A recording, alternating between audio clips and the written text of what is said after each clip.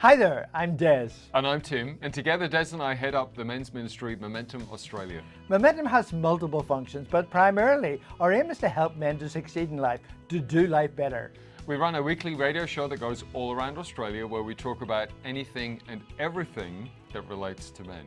And you know, we encourage men to do life in community, to do life with other men where we can be accountable, we can be welcomed, we can be open and honest about what's happening in our world.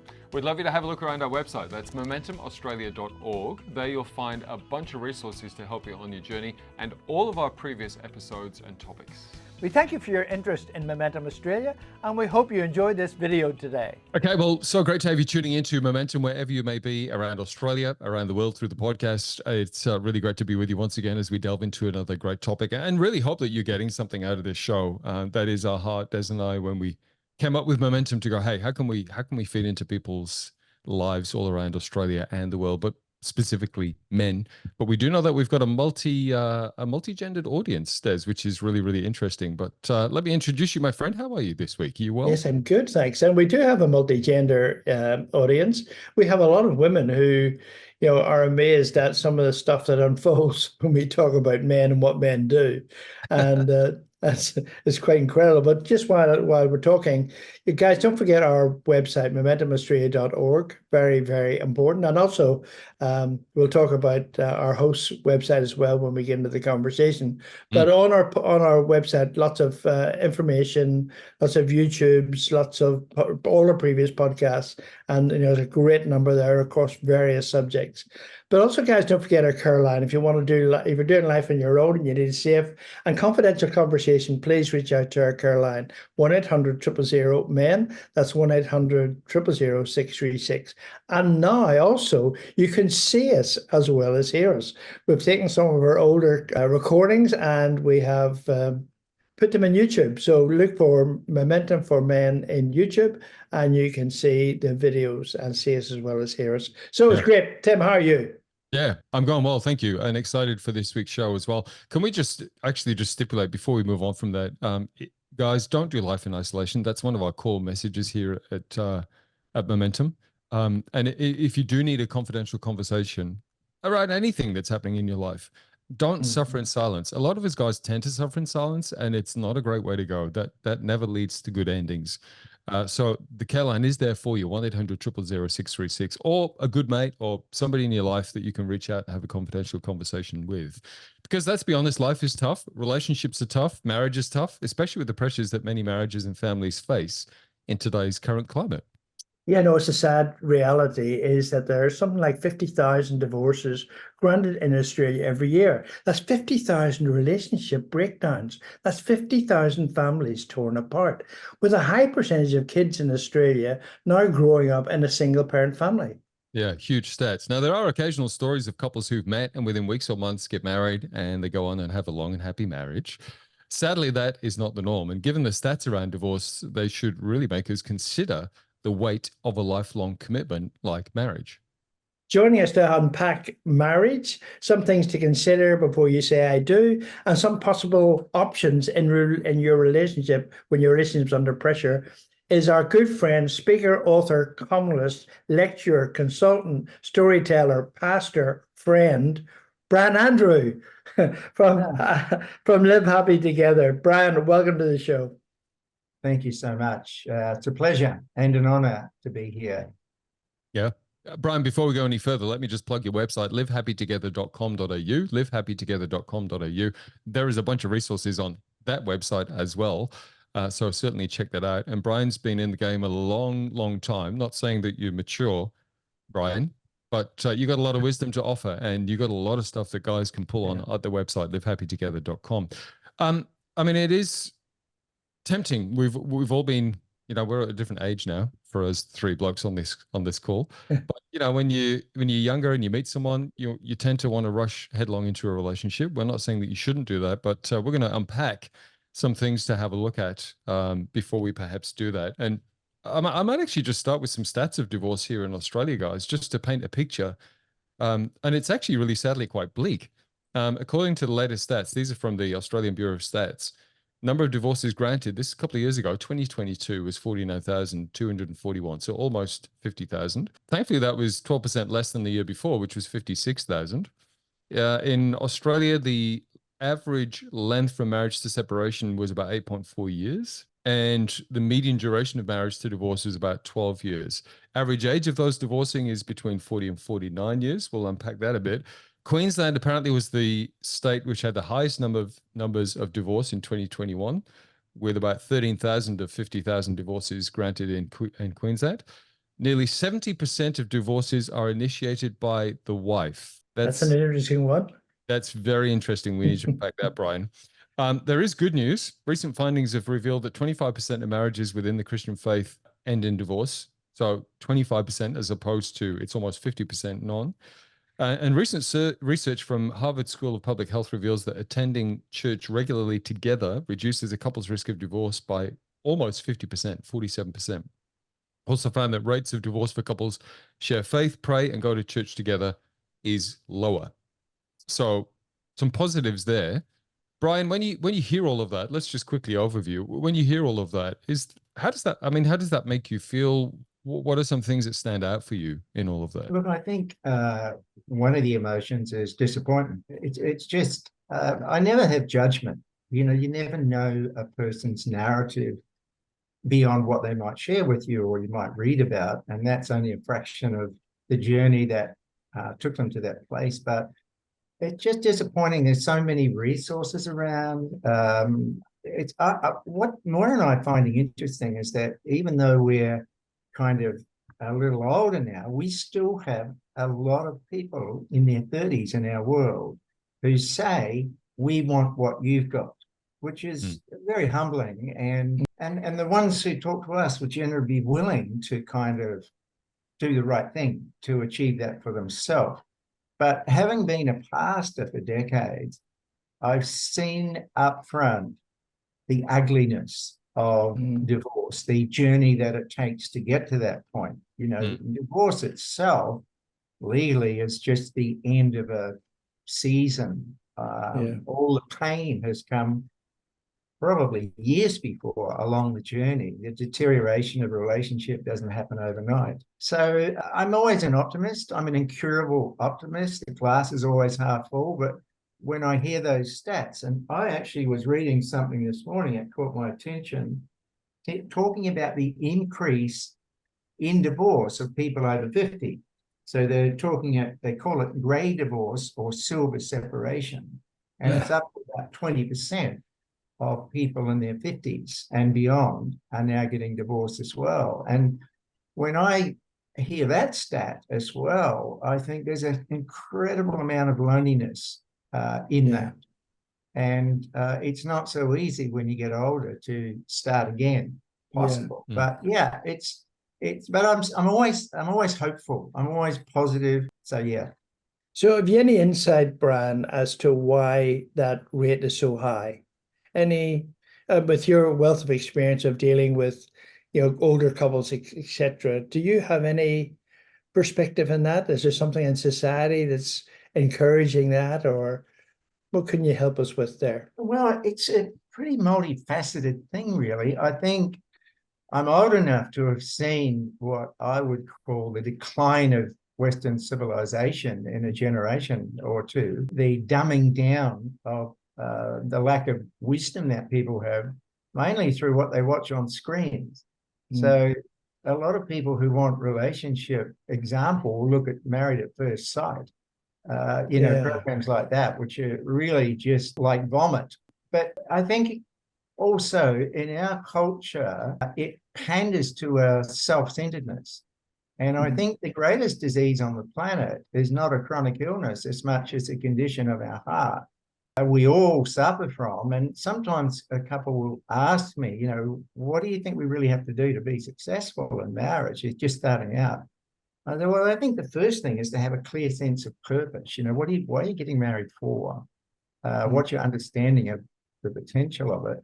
But sometimes I'll look at them and say, really, it depends on how selfish you're going to be.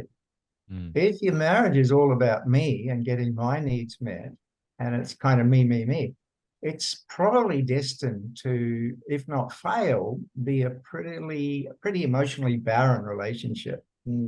So that's you know, we talk about pandemics and epidemics. I mean, the global pandemic is just that selfishness, you know, all about putting me first. And you sometimes think, you know, people who are looking for a marriage partner, I just want someone to complete me. And that sounds quite noble, but it's not very wise. You know, I say to people, look, we should be complete in ourselves. What you want is two individuals coming together who've got a sense of completeness on their own, because we can't meet all of each other's needs. Yes.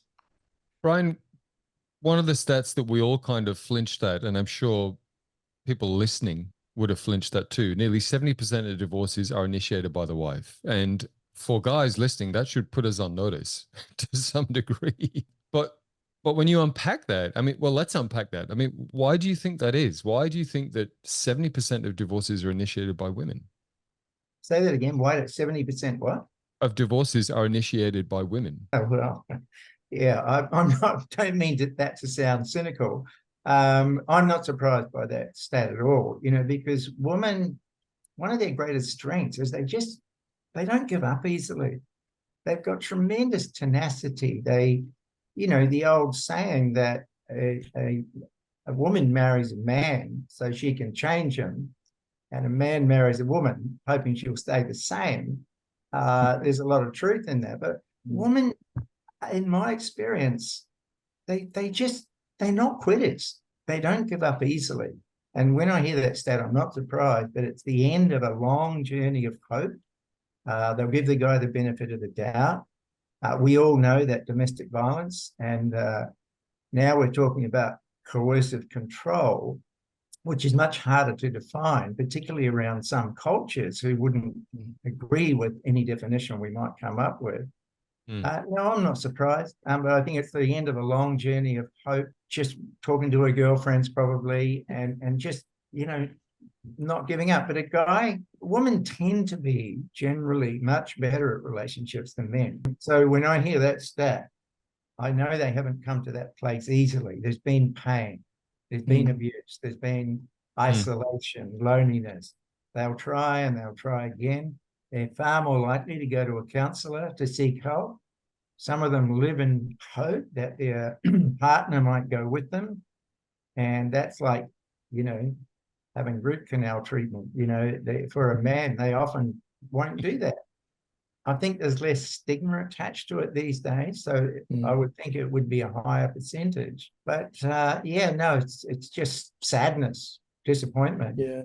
But certainly, again, no judgment. It's women just don't quit generally. So, I mean, let's just flow on the back of that before we cut to a break. And you mentioned there that also the silver separation years, people getting divorced past the age of 50, I think you said it was, had increased 20% as well. I mean, let's look at that, because I mean, when you get older, there is a greater, I suppose, awareness that you're getting older. You don't want to be on your own. The kids have left the nest, blah, blah, blah, blah, blah. And yet even that era of people divorcing is increasing as well. What do you think the reasons are for that? Is it simply that we've got through the season with the kids and women go, oh, look, there's nothing left for me here, I'm out? I mean, do you think that's one possible, plausible scenario, but there's probably others? Yeah, look, I think that is one of the reasons, and general experts would say they've come through the emptiness phase and they've looked at each other and thought, well, there's not much left. And that is because over a long period of time, the emotional connection in the relationship has decreased just slowly, generally slowly, babies, nappies, no sleep. And then the really demanding season, I say to young couples sometimes, I remember when we had 3 under 5, and we would say that was the most demanding season of our almost 48 years of marriage. It was really tough. But I'll look at these young couples and I'll say, hey, it gets easier. They'll start to dress themselves soon. They'll start to wipe their own bottom. You know, it does get easier. But I think a conversation starts to diminish over time. And again, don't want to stereotype because a lot of women are going to work as well as men, but often the conversation people have at work, they find more stimulating than what they have at home. And the gravitation to a screen to sort of dumb down, chill out, can be an excuse not to engage.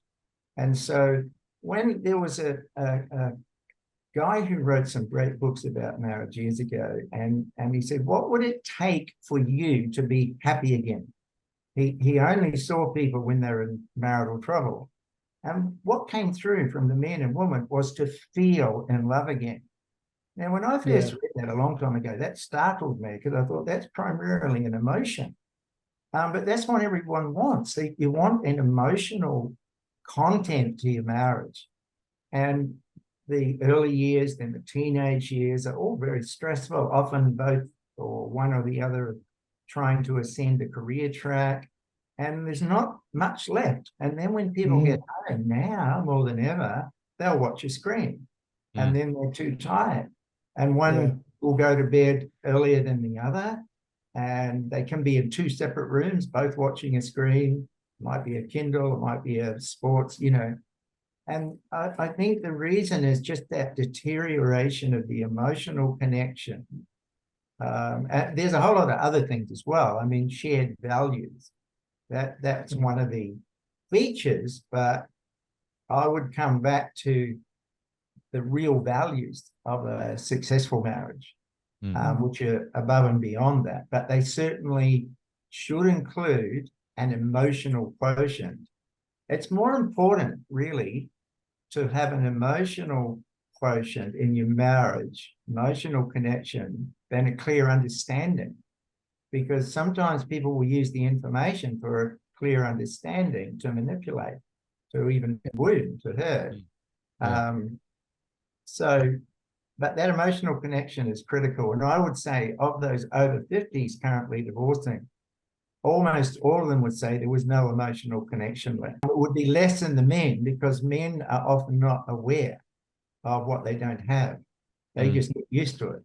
I suppose where we want to go now is, Brian, let's look at not rushing into marriage because we don't want people to be another statistic. And yet, I mean, there seems to be, I think, generically in society, a hesitation around marriage these days for a number of reasons.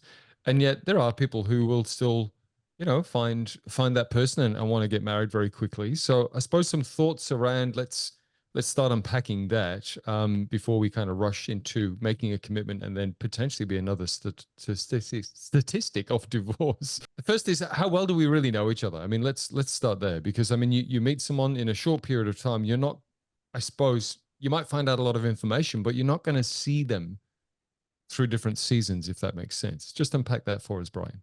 Look, I heard when I was younger, older people would suggest you should go through the 4 seasons in a relationship before you get married. And we didn't last 1 season, my wife and I, but we're not saying that's a model for anybody. It was our own choice. But I think, people rush into it too quickly, even though most would live together. What staggers me still is the number of people who don't talk about significant issues before they get married. And that blows me away, because I still do a lot of weddings. And so I'm chatting to these people, like, for example, one couple who came to me and they had a date, they had a band, they had a venue, and they were looking for a celebrant. And so I was just asking a few questions, and I said, do you hope to have children? Oh, yeah, we're going to have children. Okay, that's great. Where are you going to send them to school? And she said, well, they'll be going to a Catholic school. And he exploded and said, what the hell? No kid of mine's going to an exclusive Catholic school. And they've known each other quite some time. And he actually stormed off, leaving me to pay for the coffee. But I thought, there it is. He literally, physically walked to the car. She was embarrassed. She followed them. I never heard from them again. But I thought, here's another example of, you would think reasonably intelligent people, they're not teenagers, they're probably closer to 30. They haven't talked about big ticket items. So, And so Brian, what would those big ticket items be in, give us a handful of them. yeah, Cheap sure. things that, yeah.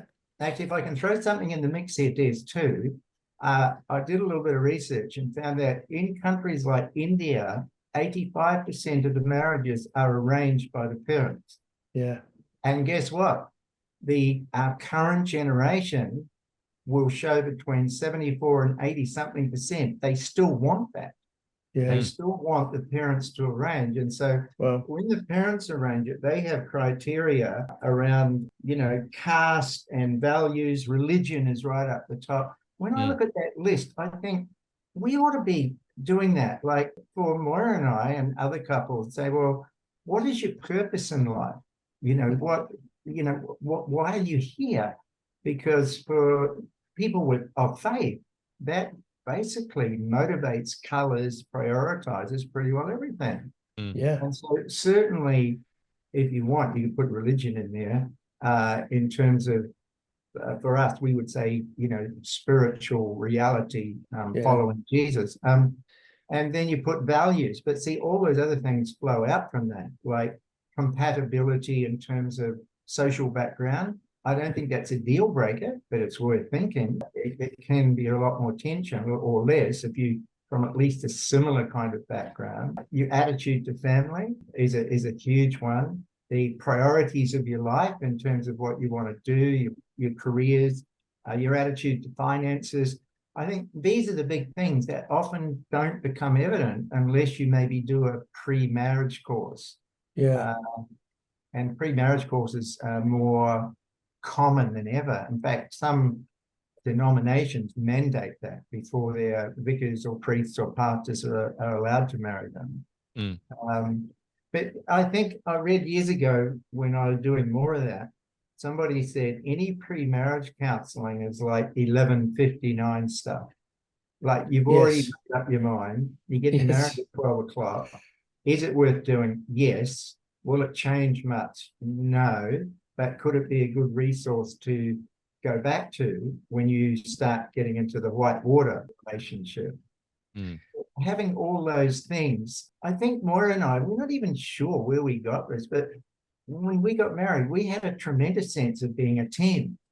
And that's for men especially, the sporting metaphor or analogy is we're on the paddock. Say it's rugby. For me, it was always rugby. But you get on the paddock and you're facing the goal line, the try line, the goal post. And we've had people comment over the years, why do you and Moira have such a low conflict marriage? And most of them would think it's mainly because of Moira. Which is mates, that's how mates talk. Basically, we've both got our eyes on the goalpost. We're facing the same direction. Our energy is the same direction. We know what we're trying to achieve, and we relate like a team. And a healthy team of any sort, if somebody makes a mistake, what happens? The other team members come along and give them a pat on the bottom or on the shoulder. You'll be right next time. They don't put each other down. And I think I could give you 10 examples that raise the question, why don't we treat our marriages like that? Have another go. You're wounded, why don't you take a break? Not judgment or condemnation or anger. And I think if the couple knows the playing field they're on, knows the direction they're going, they're not messing around on the sideline in the muddy ground. They've got their eyes focused on their future. That's great. That's great advice. And the other thing that comes into play when we talked about family is, in many marriages these days, it's a blended family. So she's bringing her children, he's bringing his children. They come together. They maybe have kids as well. And I mean, that adds a whole level of complexity to that whole scenario, doesn't it? Right, Des, you just threw a hand grenade in my room. Still doing weddings. I would say a significant percentage, I'm not quite sure, are second marriages. Or in some cases, even a third. It's just a minefield. It's the most complex, painful thing. And I think some couples who get married for the second time or third time, they underestimate that reality. And you know, a guy came to see me just recently, said, and brought up blended family issues. And if there's a bit of an age difference, one of them has got kids in their mid to late 20s, the other's got kids who are just teenagers, young to mid-teenage. Well, that brings a whole lot of complexity in terms of planning. It's a minefield. And I have to admit, talking about adults behaving badly, I've seen or heard so much evidence of adults behaving badly in this realm. Blended families, of course, can be a beautiful thing, can be a wonderful, incredible thing. It's not without a minefield. And sometimes, you know, they'll say, well, you know, it happened too quick. Or one of the things I've found is there's so many reasons why the children of either party are negative, critical, won't accept the new spouse, the new lover, whatever. And they'll have all these reasons, but at the core often is money.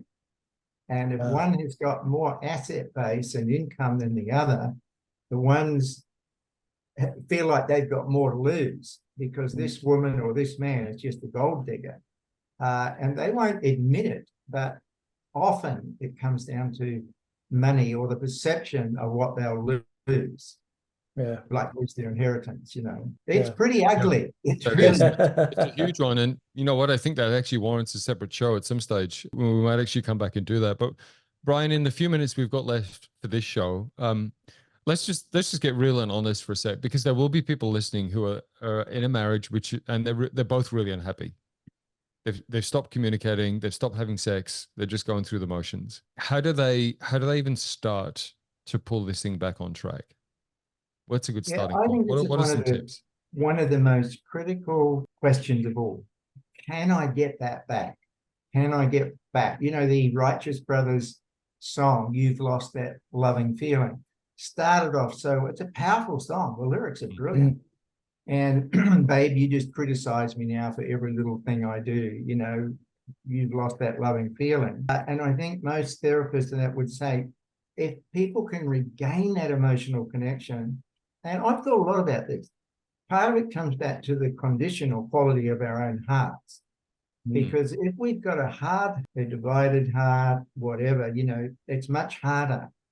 And I think the advice from many would be, if you want to get that back, you need a bit of self-awareness. You probably need to see a psychologist or a pastor you trust or couple that seem to be doing it well. One young guy said to me, he wasn't that young, actually, probably late 30s. He said, I'll tell you what, he's single, and he said he's looking, and I'll tell you one thing he said, I don't want to marry a woman with a lot of baggage. And I looked at him, I know him well enough, and I said, well, has it occurred to you, you might have a bit of baggage yourself? And he was mature and aware enough to do what you're doing, Tim, smile and go, oh, that's a fair call, because I know him well enough to know he's got a bunch of baggage too. So, and I said, that doesn't mean a relationship can't go forward where you've both got baggage. You can work it out together. But getting it back, I think the condition of our heart, our inner self, is critical, because sometimes we can be treating symptoms instead of causes. And maybe people have picked up heart wound. Some people have still got the wound from when they were a child, whether from a mother or a father or a young age divorce, and they've never had that wound healed. And, you know, sometimes, a bit like when a ship's taken out of the water, you have to scrape the barnacles off the bottom so it works properly. In the same way, I think we need times where we have a bottom scrape, if you like, you know, because we accumulate debris on the whole of our life. And so to me, it's the heart. It's trying to figure out if we've got heart wounds that are causing our behavior. That's not helping. And then looking at things like kindness and forgiveness and physical affection. And just, you know, often it's the little things, as long as the essential, which is the inside of us, as long as that is reasonably healthy, then you can deal with these little things and just start being kind. Kindness has an impact out of all proportion to the actual choice. And for a guy, being physically affectionate without expecting more, just doing things that you don't want to do. You just don't, why should I? You know, she's not kind to me. You know, she doesn't listen to me. Why should I listen to her? Which is pretty juvenile behavior, but pretty common behavior as well. So I think it's that self-examination, getting help if you need it. If you have faith, asking God, looking into the word, that the Bible, and trying to figure out, why am I so reluctant to be kind to her? Why can't I forgive her? Why can't I forgive him? And that inability to forgive is a symptom, not a cause. The cause is a wound that we may have picked up where we don't trust. So it's I don't mean to make it sound too difficult, but and sometimes whether we are dealing with that inside self or not, just start being kind. Just start, and certainly forgiveness is just one of the big ticket items in regaining. Sometimes couples over the years have come to see me, and what becomes evident after listening for a good while is, hold on a minute, there's something going on here from the past. She's holding something over him because of something he did. And so I'll gently, I'm not a marriage counselor as such. People say I'm good at it, but I'm not looking for it. You know, I'm more than happy never to do marriage counseling for the rest of my life because it's so hard. But you can just begin to sense, and it could be the other way, he's holding something over her. And often that is around the area of sexual infidelity and something that happened, it can be 20 years ago. But they're still holding it over them. And forgiveness is, flushing the waste, if you like, getting a fresh start. I think that's essential. That's a long answer, Tim, to your question, but I would say it's possible because I've seen it. I've just seen it. Yeah. I mean, Brian, to be honest, man, we've skimmed the surface of that, and we could spend a whole other show on that as well. But there are some, you mentioned a few things throughout this show that have been some real gold nuggets that I would love guys to go back, or people to go back and have a listen to. And of course, check out the website, livehappytogether.com.au, livehappytogether.com.au. That's Brian's website. You can find a whole bunch of resources on there. And of course, at our website too, momentumaustralia.org, to help you on your journey, and specifically in this area. And look, if this has brought up some stuff for you and you might need a confidential chat, don't forget the care line, 1-800-000-636. Brian, thank you. There's a lot in that, man. Thank you for unpacking that with us. We really appreciate your time on the show this week. Thanks so much, Tim and Des. It's my passion to see people live happy together. It really is. Well, we can tell. That's good. Thank you for watching this week's show, and we hope you subscribe to Momentum so you can find out what's happening in the shows in the future. Absolutely. And keep an eye on our website too. That's momentumaustralia.org. There you'll find all of our shows and a whole heap of resources to help you on your journey. That is momentumaustralia.org. Until next time, keep moving forward with Momentum.